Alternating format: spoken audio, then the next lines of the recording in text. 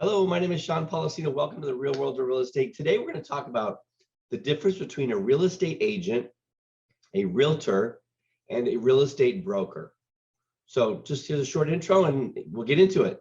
Thanks for joining us.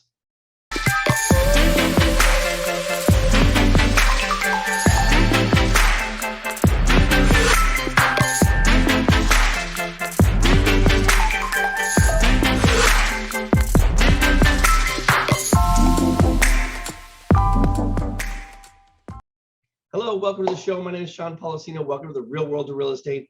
Today, we're going to talk about the difference between a real estate agent, a realtor, and a real estate broker, and whether it's necessary to really be a broker. And so just to give a little bit of background about myself, I am a real estate salesperson in the state of California. That's what that is, the legal definition, and it varies state to state. But I wanted to, I figured, you know what, there's a lot of questions like, what's the difference between a realtor and a real estate agent and a broker? Should I be a broker? So I figured it would be a good opportunity to do a quick segment on this to answer that question, real estate agent or real estate broker, and what's the difference? So I am a real estate agent and have been for the last 16 years. I practice real estate in Los Angeles, although I do have a real estate team, which is, again, another part that's very confusing to people, because how do I have a real estate team if I'm only a real estate salesperson per the law, or per the definition of a salesperson in the state of California? And that's because the brokerage that I work for, which is EXP, allows agents to build a team underneath them under the same broker, which technically the broker for the state of California, for EXP, we have one broker and we have several managing brokers. And it gets very confusing, the hierarchy and where does somebody fall, and why is it legal for me to build a team when I don't have a broker's license?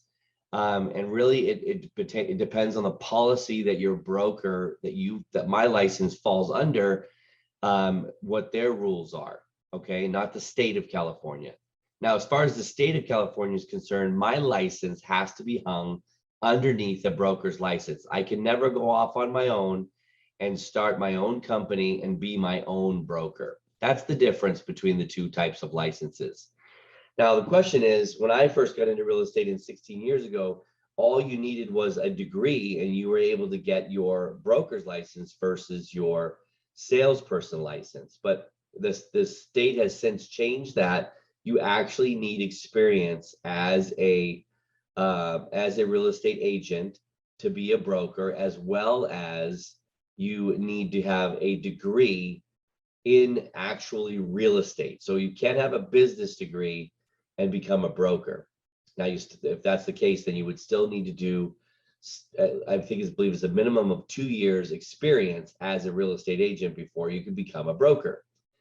Now, the only exception, again, is your degree. If your degree is a degree in real estate, then you are then allowed to skip the experience and go directly to the broker's license. Now, it probably is similar in most states. I don't know every state and what the laws require, nor the terminology of what they call a salesperson versus a broker, or whether they have any differentiation at all between the two.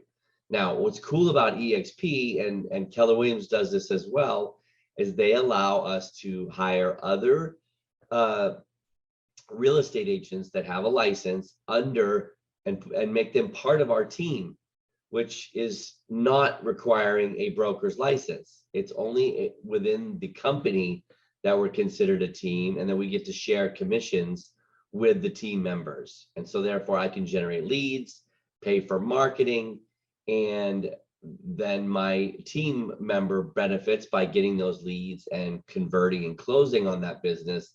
Then I get a share of it back because I was also responsible for part of that deal through the initial lead itself. So it gets a little confusing when you consider, well, here I am coming into the business. What do I need to be? Do I need a broker's license? Do I need an agent license? And I would say that if you can get your broker's license, go ahead and get it. It's not going to hurt. It doesn't cost any extra money. It is a little bit extra studying because there is some extra broker related questions on the exam. But in the event that you ever decided to go on your own, you would have that license. Excuse me. Personally, I've been doing this for 16 years, and I've not once wanted to go get my broker's license.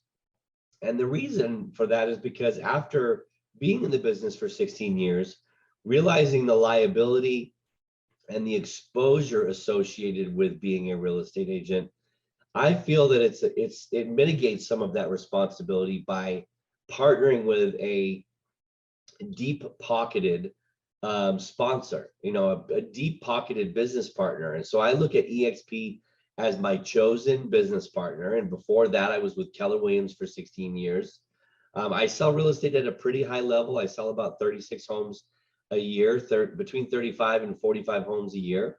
So I would consider that at a fairly ranking wise out of all the real estate agents in California, it puts me in the top 3% based upon those numbers.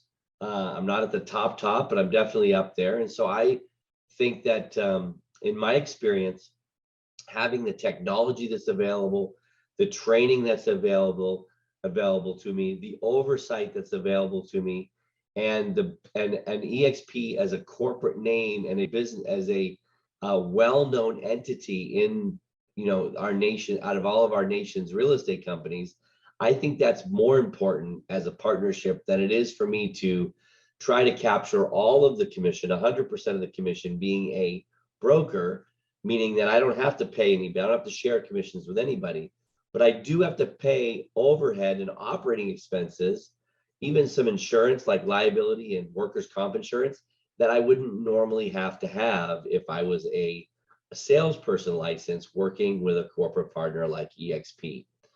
So I'm hoping this kind of explains it. From my perspective, it has not held me back. It has only helped me gain listings, work with buyers, having the technology and the corporate name recognition that goes along with EXP, as well as when I was with KW.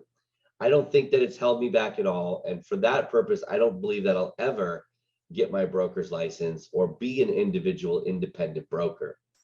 And, I talk to a lot of independent brokers, and when I'm sharing the EXP model with them, and I've got a list of about 15 to 20 reasons why I wouldn't want to be a broker. So that's why, for me, I just get refreshed. Every time I look at that list, I get refreshed at why would I ever want to become a broker?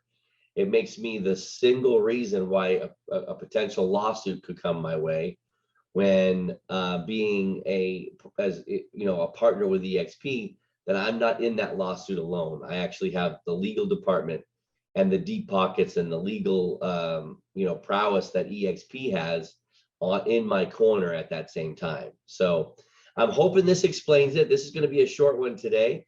If you ever want to know more about what it looks like to be part of the team, my team, as well as, if you're in a different state, that's okay. We have team members in Florida, Texas, and Massachusetts, as well as the bottom half of California.